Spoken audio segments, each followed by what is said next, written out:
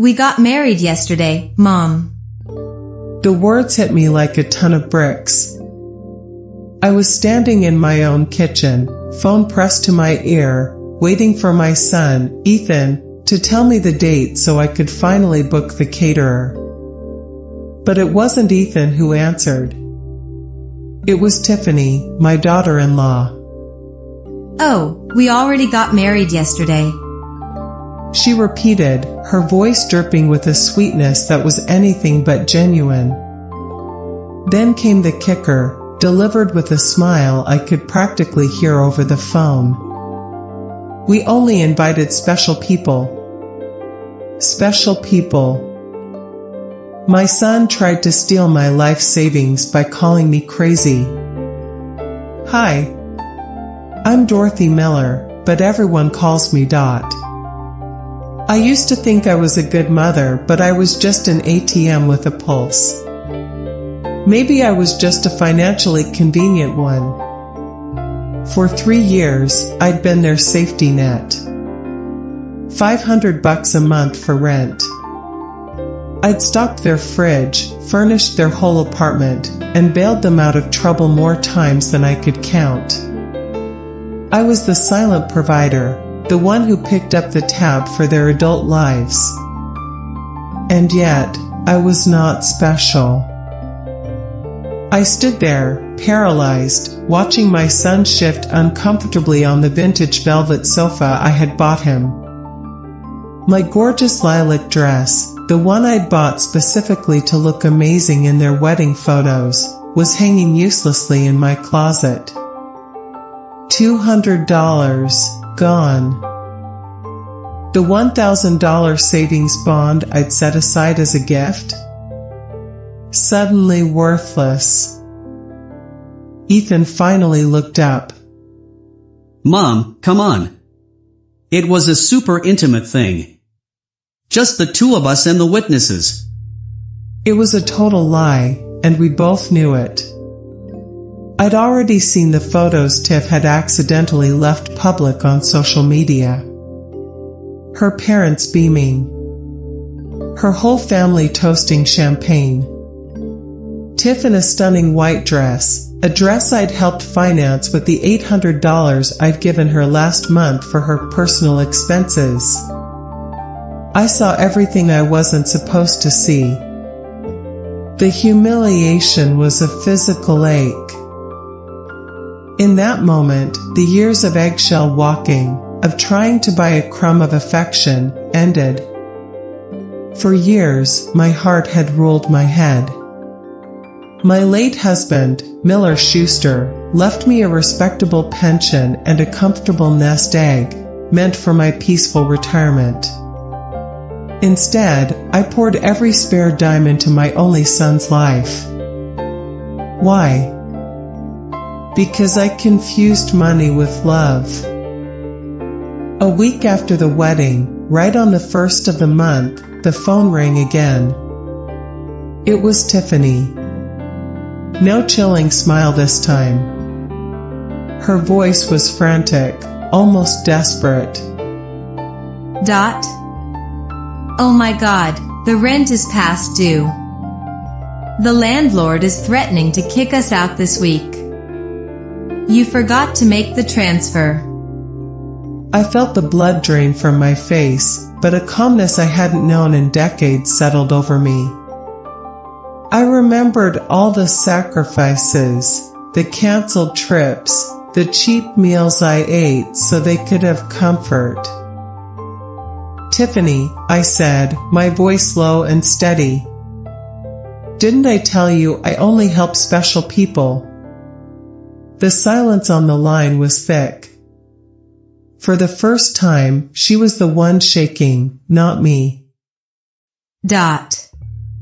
I don't understand. We're your family. We're special.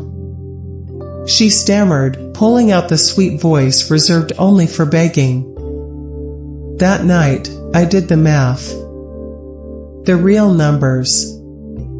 Rent, $500 x 36 months, $18,000. Furniture/appliances, $4,500. Food/emergency funds, $10,900.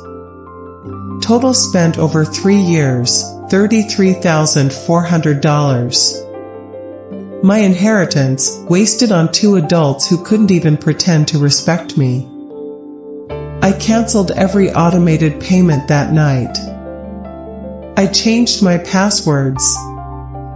When Ethan and Tiffany started calling relentlessly, I didn't answer. I went for a walk, something I hadn't done just for myself in ages. I walked into the bank, faced the longtime manager, and shut down every financial connection I had to them. I felt lighter than air. I had finally stopped financing my own disrespect. I knew they wouldn't take this lying down. The money was their lifeblood, and I had just cut the cord. The confrontation came 2 days later when I got home from getting my hair done, a small, defiant act of self-care. 3 cars were parked outside my house. Ethan's, Tiffany's, and a black sedan I didn't recognize. I walked into my living room and saw them gathered around my dining table. Ethan had his head in his hands. Tiffany was pacing. A slick, gray-suited man in his 50s was going through my paperwork, my personal financial documents. What in the holy heck is going on here? I demanded. My voice was loud, clear, and did not waver. Tiffany spun around, the panic in her eyes replacing the feigned sweetness. Thank God. This is Dr. Finch. He's a family law attorney. We consulted him about your situation. My situation? I walked over and snatched my bank statements out of the lawyer's hands. Ethan finally spoke, his voice sounding rehearsed. Mom, we went to the bank. They said you cut off all the transfers. We're worried about you. Your behavior has been strange. We think you might need professional help. Dr. Finch stepped forward with a condescending smile. Mrs. Miller, your children are concerned about your mental well-being. They've asked me to assess the situation.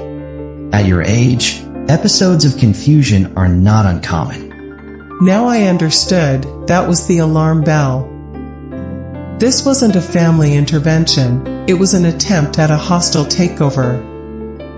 They wanted to declare me mentally incompetent and seize control of my assets. They were trying to erase my legal right to my own money. I am not confused, I said, pointing straight at the door. I am clearer than I have been in years, and all 3 of you are going to leave my house right now. The audacity in their reply was stunning. Tiffany, with tears of pure frustration, cried. You can't just cut us off. We made plans based on your support. Everything you have will belong to us one day anyway. We're just trying to speed up the process. There it was. The ugly truth. I was just an obstacle between them and the inheritance. I threw the guardianship papers Dr. Finch offered me, a power of attorney, straight into the trash. Out. I repeated.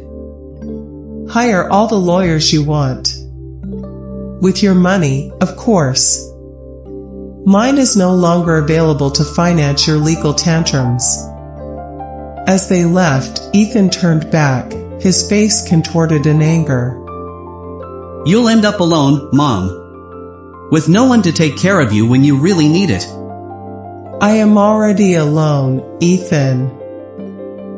I replied, the sadness deep but the clarity crystalline. The difference is that now it's by my own choice, not by your neglect. I didn't waste a second. I immediately contacted Mr. Sterling, a rock-solid attorney specializing in elder rights whom I'd met years ago. Mrs. Miller, what your children attempted is elder financial abuse, and it's a federal crime. The fact that they broke into your house and went through your documents strengthens our case for a restraining order. They want a guardianship hearing where they'll ask a judge to assign them as your legal guardian. We will fight them on competence, he said, reviewing my documentation. We started building our defense immediately, logging every transfer, every call, and every instance of emotional pressure. For security, I changed all the locks and installed a full coverage security system. The irony, protecting myself from my only son, was a bitter pill, but necessary. Crucially, I relied on my new friends. My neighbor, Carol, who had been through something similar, and the ladies from the garden club were ready to testify to my excellent mental state. The threats escalated. First, they drove by the house daily. Then, the real terror social worker Mrs. Stevens showed up, claiming they had received a report of erratic behavior and paranoia from family members. They had weaponized the system against me. Mr. Sterling arrived and shut it down, presenting the social worker with my financial abuse documentation. She quickly closed the case, seeing through their transparent greed. But the threat was real. They were determined. Mr. Sterling's grim expression one morning told me everything. They filed the formal lawsuit. They're requesting the court assign a legal guardian. They're using 3 witnesses to back up their claim of your mental decline. The witnesses were their 2 selves, and 2 people I knew. Mr. Fisher, a hostile neighbor who had issues with my friend's parking. Mr. Green, my kind, longtime pharmacist. I knew Fisher was a lost cause, but Mr. Green? I went straight to the pharmacy with Mr. Sterling. Mr. Green was pale and sweating. Mrs. Miller, your daughter-in-law came in. She said she was worried because you were acting strange. I told her you only buy vitamins and aspirin. She had me sign a paper. She said it was just a health insurance confirmation confirming I saw irregular medication purchases. I had no idea it was for a lawsuit. Tiffany had manipulated the poor man into signing a document that twisted the truth. My excellent health, no regular prescriptions, was framed as neglectful hoarding or erratic behavior. The fabrication was diabolical. They had turned my refusal to cooperate with their abuse into proof I needed protection. I was done with grief. Now, there was only cold, hard rage and iron will.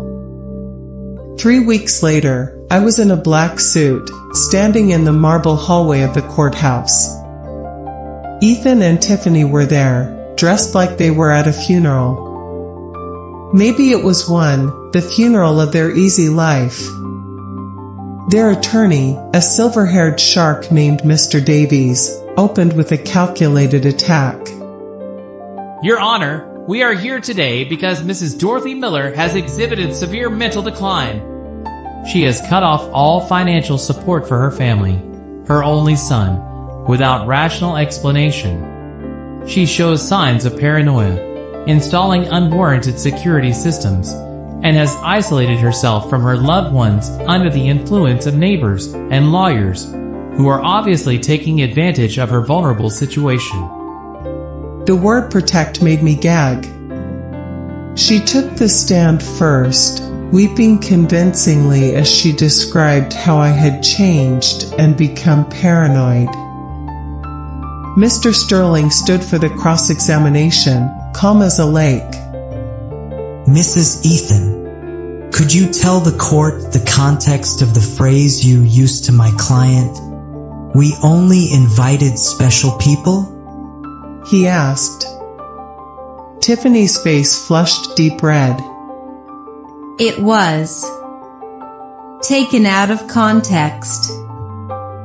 It was a joke. What would be the appropriate context to tell your mother-in-law that she is not special enough to attend her only son's wedding? She crumbled, stammering about pressure and nerves. My son took the stand. When Mr. Sterling asked him to confirm the amount of financial support, $33,400, is that accurate?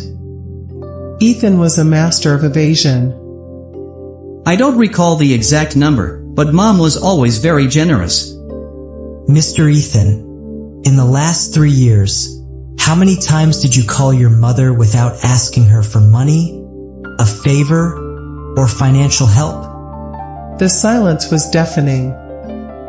He couldn't answer with dignity.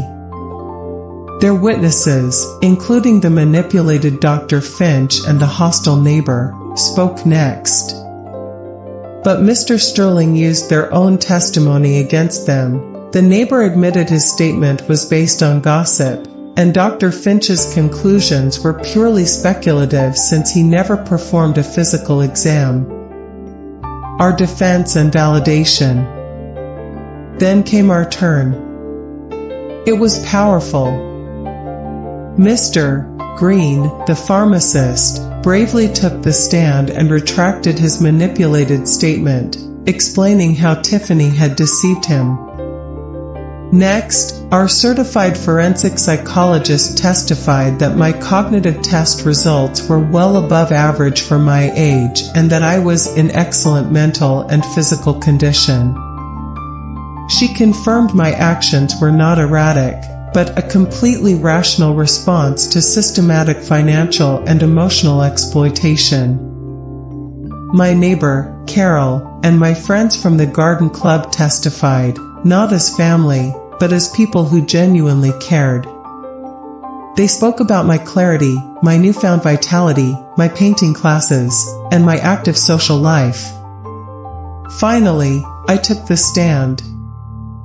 Mr. Sterling let me tell my story in full. The $33,400. The humiliation. The break-in. The legal threats. Mr. Sterling concluded. Why did you decide to stop financial support for your son and daughter-in-law? Because I finally understood that what I was getting from them was not love. I replied, looking directly at the judge. It was a commercial transaction disguised as a family relationship. My money was welcome, but I, as a person, was not. Do you regret your decision? I only regret that it took me so long to make it. The verdict and the silence of freedom. The judge, a serious woman named Judge Thompson, retired to deliberate. When she returned, the air in the courtroom was thick. After reviewing all the evidence presented, it is obvious to this court that Mrs. Dorothy Miller is in full possession of her mental faculties. Her financial decisions, while painful for her family, are completely rational and within her rights. Furthermore, the evidence overwhelmingly suggests that this lawsuit is motivated by financial interest rather than by genuine concern for Mrs. Miller's well-being. The court completely denies the request for guardianship. I had one. Outside the courthouse, Tiffany shot me a look of pure hatred. Ethan, for a split second, looked regretful, but it was too late. I simply walked past them, arm in arm with Mr. Sterling and Carol, feeling the weight of the world lift off my shoulders. That night, my friends threw me a party. We toasted to justice, to freedom, and to the sisterhood of women who support each other. Carol said, raising her glass. You didn't just win a trial. You won back your life. She was right. I had paid my dues. I had grieved the son I thought I had. Now, I was finally done. 3 months later, I sold the house that held too many painful memories and moved into a sun-filled apartment downtown. I donated a large chunk of money to charities that fight elder abuse. With the rest, I started living, traveling, painting, volunteering. I never heard from Ethan or Tiffany again, except through my sister, Barbara, who told me they were struggling and had to move to a much smaller place. Tiffany had finally been forced to get a job. Maybe the adversity would teach them what my generosity never could, the value of honest work and independence.